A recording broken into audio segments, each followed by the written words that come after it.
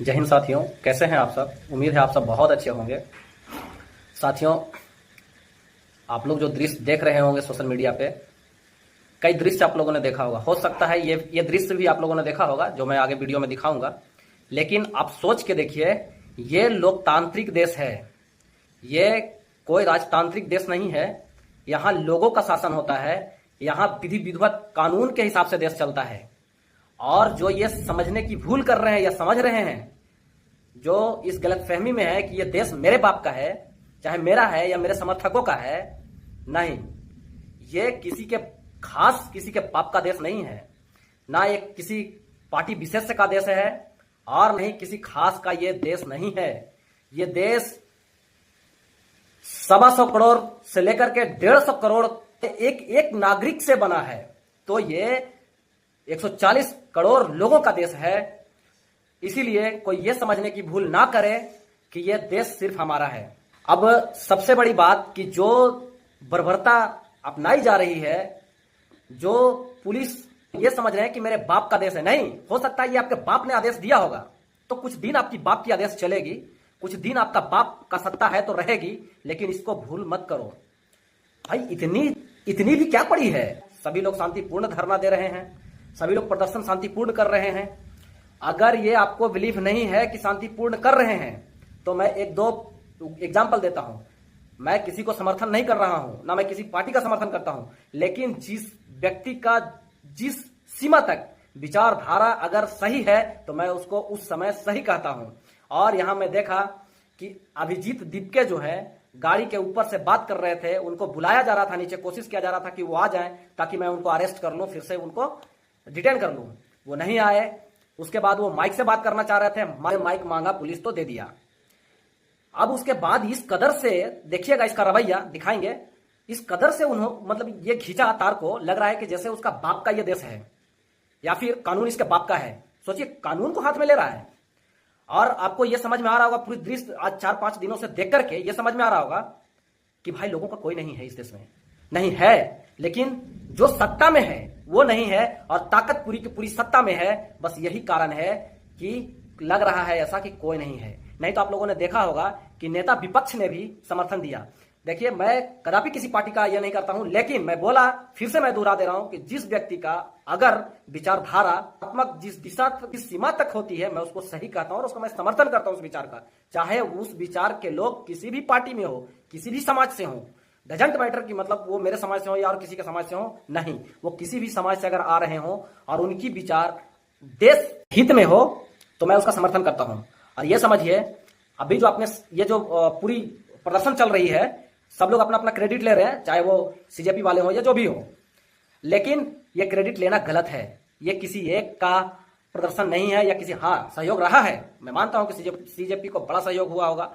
सोनम वांगचुक जी का भी बहुत बड़ा सहयोग है, आवाहन किए। तो ऐसा नहीं है कि किसी एक आदमी का सहयोग है इसमें। चंद्रशेखर आजाद भी आए, संजय सिंह भी आए, आम आदमी पार्टी भी, सभी पार्टी के लोग आए हैं, अखिलेश यादव भी, सब लोग आए हैं। विपक्ष में सिर्फ बीजेपी और बीजेपी जो गठबंधन में लोग हैं, संगठन में हैं, वो लोग नहीं आ रहे हैं। अंदर से लोगों का मर्जी है, लेकिन खुल के नहीं आ रहे हैं क्योंकि वो गठबंधन में, सरकार में है। बाकी सभी लोग आया तो अच्छा लगा। कम से कम विद्यार्थियों के प्रदर्शन को, विद्यार्थियों को, आंदोलन को हर लोगों ने सराहा, सपोर्ट किया, बहुत अच्छा लगा।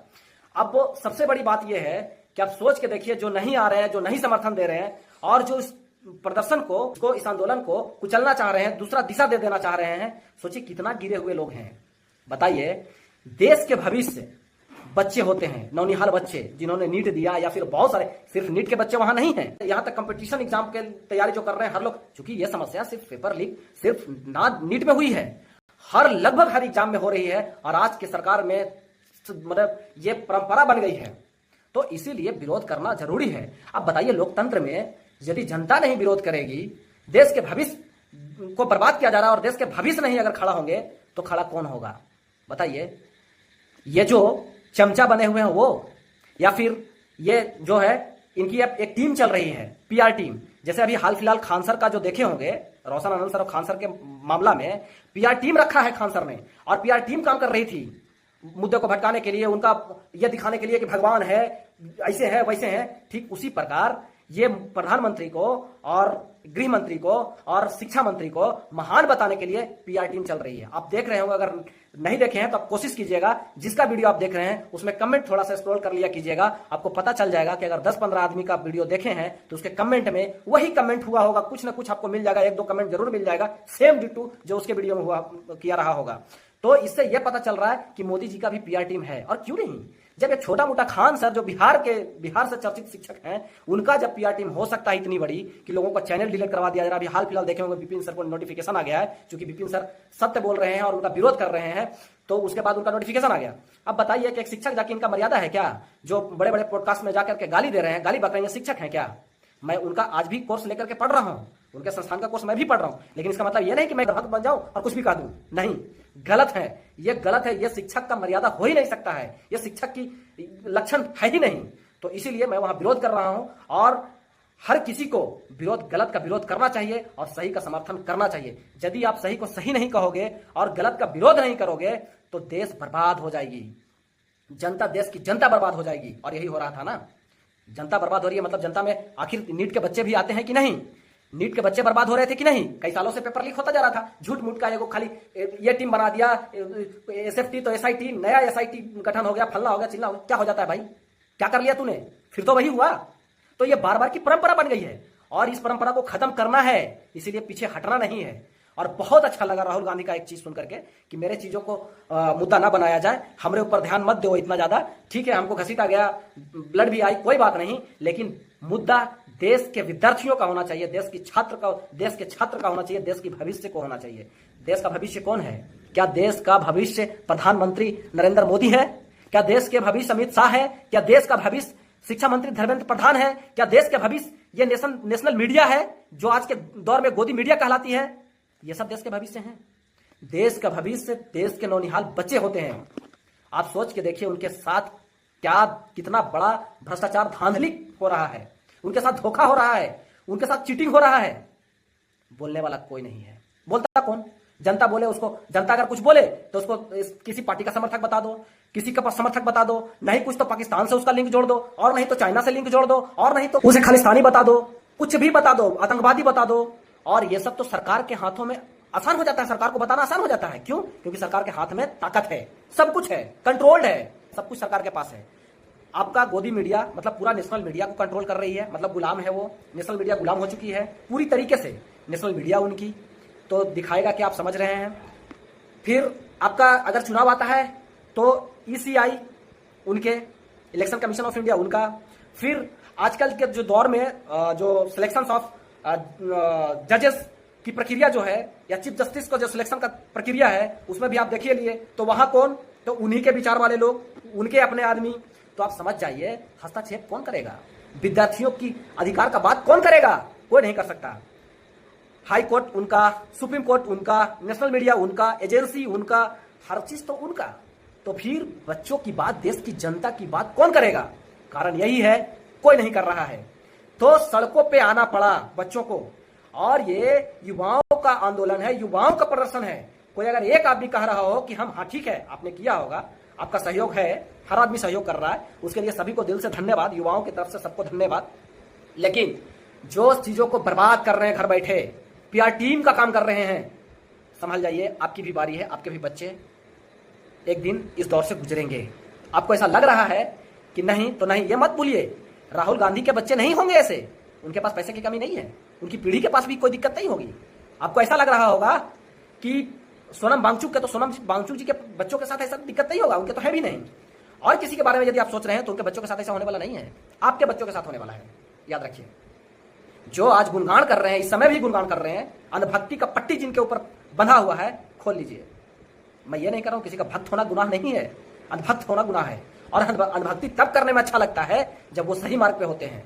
क्या लोकतंत्र में सही मार्ग पे हैं ये लोग जो सत्ता में बैठे हैं? नहीं। लोकतंत्र का मतलब ही होता है सरकार जनता का जवाब दे हो। क्या इन्होंने कोई अकाउंटेबिलिटी अब तक तय की है? नहीं। अब तक सरकार बात की है? नहीं। अब बात आ रही है मैनेज पे। जब इतना हो हंगामा होने लग गया, लगभग राज्यों में प्रदर्शन, धरना प्रदर्शन होने लग गया, तब ये सोच रही है सरकार कि किसी तरह मैनेज कर ले। अब क्या करेगी, सोनम वांगचुक जी के कुछ चीजों को मान लेगी, कुछ बातों को मानेगी नहीं, लेकिन मीडिया में फैला देगी, क्योंकि नेशनल मीडिया तो उनकी है ही। बात हुआ, ये हो गया, वो हो गया, सब कुछ खत्म हो जाएगा, प्रदर्शन खत्म हो जाएगी, उसके बाद सब कुछ खत्म, रफा दफा दबा दिया जाएगा, कुछ नहीं होगा। इसीलिए जब तक धर्मेंद्र प्रधान की इस्तीफा ना हो जाए, एजुकेशन सिस्टम में सुधार ना हो जाए, उसकी अगर नहीं है तो एक नियमावली, अभी सदन चल रही है, तो सभी सांसद मिलकर के और एक ऐसा नियम बना ले, सहमति सबकी हो जाएगी, सरकार की होगी तो सबकी हो जाएगी, विपक्ष तो चाह ही रहा है। और ये एजुकेशन देश का रीढ़ होता है, एजुकेशन सिस्टम देश का रीढ़ होता है, देश के भविष्य का निर्माण एजुकेशन से होता है। इसीलिए आग्रह करते हैं, चाहे पक्ष में हो, विपक्ष में हो, सरकार में हो, सभी लोगों से आग्रह करते हैं कि आप लोग इस चीज को गलत दिशा ना दें। ये सबके लिए है, सभी के कल्याण की बात है। अगर नहीं विश्वास तो जो पीआर टीम का काम कर रहे हैं उनसे मैं पूछना चाहता हूं कि क्या आपके बच्चे विदेश पढ़ रहे हैं? अगर आपके बच्चे विदेश पढ़ रहे हैं तो क्या धर्मेंद्र प्रधान के बच्चे की तरह आपके बच्चे की भी सरकार 75% खर्च उठा रही है? धर्मेंद्र प्रधान जी की बेटी के खर्चा जो वहां हो रहा है एजुकेशन में, विदेशों में, उसका 75% भारत सरकार उठा रही है। क्या आपके बच्चों को भी भारत सरकार उठा रही है? नहीं। तो इसीलिए अनुभक्ति ना करें। ठीक है, भक्त बनना, सपोर्ट करना कोई गलत नहीं है, लेकिन हम भी सपोर्ट करते थे, आज हम नहीं कर रहे हैं क्योंकि वो नीति गलत है। हम खुद समर्थक रहे हैं भाई, बीजेपी का समर्थक रहे हैं, लेकिन जहां वो सही होती है तहां बीजेपी का समर्थक हम 2014 में खुल के रहे हैं। बहुत बड़ा, मतलब उस समय परिवर्तन का समय था, परिवर्तन चाहिए था, हम समर्थक थे। आज परिवर्तन चाहिए, हम विरोध कर रहे हैं। आज बहुत जरूरी है, शिक्षा व्यवस्था में बदलाव होना बहुत जरूरी है, नहीं तो मारे कौन जाएंगे? सामान्य वर्ग या उससे नीचे के लोग। बाकी लोगों को कोई दिक्कत होने वाला नहीं है, उनके लिए विदेश का रास्ता खुला है, और नहीं तो फिर IIT, एम्स, ये सब है उनके लिए। क्योंकि क्या आपके पास 40 लाख रुपया है? जैसा राहुल गांधी ने कहा, कोई गलत नहीं कह रहे हैं, 40 लाख में ओपन दिखता है। क्या आपके पास 40 लाख रुपया है आपके बच्चों के लिए? और महंगाई जान ही रहे हैं कौन सा चरम पे है। तो इसीलिए इसी बार ये बहुत अच्छा मौका है कि सुधार होके ही लोग माने तो ज्यादा बेहतर है, सिर्फ किसी के बयान से ना माने। बयान कुछ भी आदमी देता है फिर पलट जाता है। तो धर्मेंद्र प्रधान की पहले इस्तीफा होना चाहिए और जवाबदेही तय होना चाहिए, जवाबदेही तय कर ले लोग कि हाँ, इस बार के बाद अगर कोई त्रुटियां पाई जाएगी, उसी समय आके प्रेस कॉन्फ्रेंस करे, गलती माने, सुधार करे तो ठीक है। अगर नहीं हो पाया, दूसरी बार वो इस्तीफा दे। ये जवाबदेही तय होनी चाहिए। ठीक है, मिलते हैं बाकी के वीडियो में। मेरी तबीयत खराब हो गई थी, इसलिए मैं नहीं कर पा रहा था। धन्यवाद, जय हिंद।